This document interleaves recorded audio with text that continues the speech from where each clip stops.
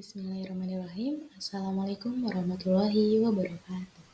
Yang terhormat kepada Pak I. Ahadiyat, SIMBA, selaku dosen pembimbing mata kuliah Desain Organisasi, dan kepada rekan-rekan yang berbahagia. Di sini saya akan mempresentasikan terkait bab 2, yaitu yang membahas tentang strategi, desain organisasi, dan efektivitas. Nah, di sini tujuannya kita membahas strategi desain organisasi dan efektivitas, yaitu untuk pemahaman lebih mendalam lagi tentang hubungan strategi dan desain organisasi untuk efektivitas. Next slide.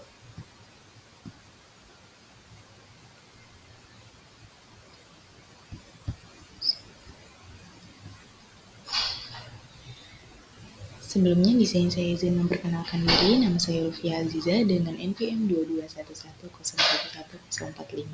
Halo semuanya, kita masuk ke materi pembahasan inti yaitu tentang menilai efektivitas organisasi. Jadi sebelum kita bahas hubungan strategi dan desain, kita perlu memahami dulu apa itu efektivitas organisasi. Jadi efektivitas organisasi adalah seberapa sukses organisasi itu dalam mencapai tujuannya. Jadi kita bisa menilai efektivitas itu dengan melihat beberapa indikator. Contohnya indikatornya ada apa aja, yaitu yang pertama ada tujuan utamanya, lalu ada efisiensi penggunaan sumber dayanya, dan efektivitas proses kinerja internalnya. Contohnya seperti apa? Contohnya dalam perusahaan startup teknologi. Contohnya, startup teknologi tersebut ingin mencapai tujuan utama. Tujuan utamanya itu untuk menguasai pasar dengan produk baru. Nah, mereka bisa nih menilai efektivitasnya itu dengan melihat seberapa banyak orang yang menggunakan produk mereka dan seberapa efisien produk mereka itu menggunakan modal awal untuk pengembangan produk. Dan seberapa lancar sih proses pengembangan produk yang mereka lakukan. Jadi di sini ada poin-poinnya tadi seperti yang dijelaskan. Yang pertama ada indikator tujuan, ada sumber daya, ada proses internalnya, dan ada balance scorecard-nya. Next slide. Untuk pembahasan selanjutnya yaitu kita akan membahas tentang pengaruh strategi terhadap desain. Nah, di sini pengaruh strategi terhadap desain ada dua, yaitu strategi diferensiasi dan strategi BIAFA. Kalau strategi diferensiasi ini adalah mendorong organisasi untuk desain yang fleksibel dan inovatif. Tapi kalau strategi BIAFA ini mengarahkan pada desain yang efisien dan terstruktur ketat. Kenapa strategi organisasi ini sangat berpengaruh terhadap desain organisasi ya? Karena strategi ini seperti peta. Jadi strateginya seperti peta jalan yang menunjukkan arah yang ingin dicapai. Jadi kayak Google Maps lah ya. Kalau misalkan kita mau kemana-mana, itu kan nunjukin arah jalan agar kita sampai kepada tujuannya. Jadi desain organisasi itu harus mendukung strategi agar organisasi itu bisa bergerak ke arah yang tepat dan mencapai tujuannya. Contohnya, misalnya perusahaan yang menerapkan strategi diferensiasi itu, contohnya perusahaan fashion, contohnya Zara lah ya, perusahaan fashion Zara. Zara ini kan dikenal dengan desainnya yang unik, terus cenderung dia punya desain organisasi itu yang fleksibel terus inovatif. Nah, mereka ini membutuhkan karyawan yang kreatif dan berani mengambil resiko. Sedangkan perusahaan yang menerapkan strategi biaya rendah, seperti perusahaan retail, itu kan ingin menjual produknya dengan harga yang lebih murah, tapi cenderung memiliki desain organisasi yang efisien dan terstruktur. Lalu selanjutnya yaitu kita akan membahas tentang desain organisasi untuk meningkatkan efektivitas. Nah, desain organisasi itu tujuannya untuk meningkatkan efektivitas ya, untuk struktur organisasi yang jelas, delegasi tugas yang tepat, dan fleksibilitas.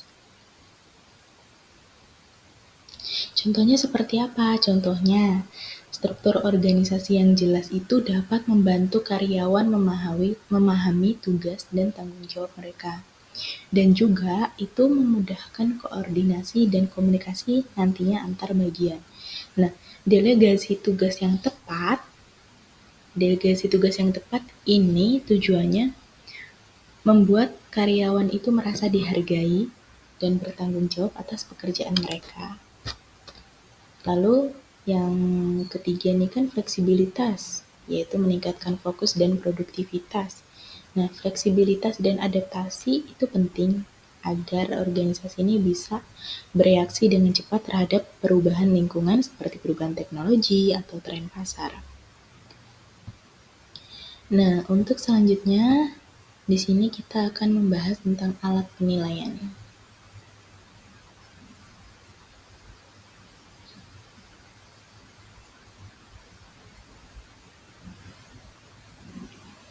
Nah, alat penilaian di sini ada 4, yaitu keuangan. Keuangan ini tujuannya untuk memastikan kesehatan ekonomi organisasi tentunya ya. Dan yang kedua yaitu pelanggan. Pelanggan ini nantinya akan menilai kepuasan dan loyalitas pelanggan. Lalu yang ketiga proses bisnis internal. Nah, proses bisnis internal ini mengoptimalkan proses yang mendukung hasil organisasi. Lalu yang terakhir nanti akan ada proses yang keempat, yaitu pembelajaran dan pertumbuhan, mengembangkan kapabilitas dan inovasi karyawan. Next, untuk selanjutnya yaitu kita akan membahas tentang strategi dan desain organisasi. Nah, di dalam sebuah perusahaan, strategi dan desain organisasi ini digunakan untuk mendesain struktur. Jadi, setelah mendesain struktur, nantinya itu akan digunakan untuk mendukung inovasi yang cepat dan kreatif untuk perusahaan. Nah, yang kedua, strategi dan desain organisasi ini digunakan oleh perusahaan untuk menerapkan desain fokus pada efisiensi dan pengendalian kualitas. Yang ketiga, perusahaan retail. Bagi perusahaan retail, strategi dan desain organisasi ini digunakan untuk strategi layanan pelanggan dan membentuk desain organisasi yang responsif. Selanjutnya yaitu ada tantangan dalam organisasi. Jadi tantangan dalam desain organisasi di sini ada 4, yaitu penyesuaian dengan dinamika yang cepat berubah.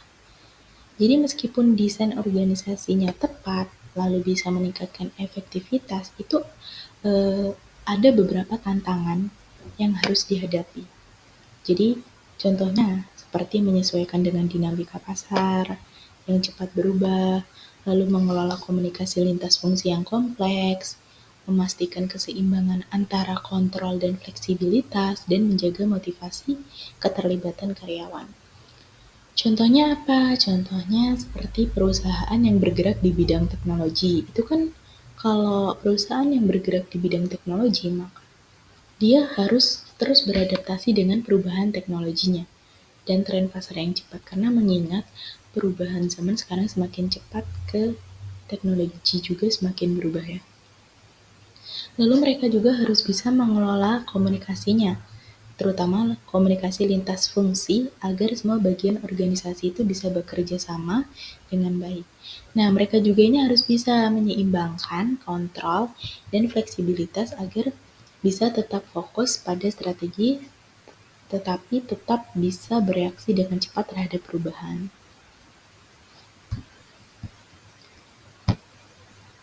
Untuk selanjutnya, yaitu kesimpulan dan langkah-langkah selanjutnya.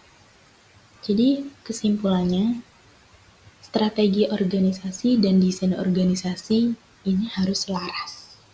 Jadi, selaras untuk menciptakan efektivitas perusahaan. Jadi, kita harus memahami dulu nih tujuan utama dan arah strategis perusahaan ini mau dibawa kemana gitu kan. Lalu kita rancang strukturnya dan proses yang akan mendukung strategi kita nanti.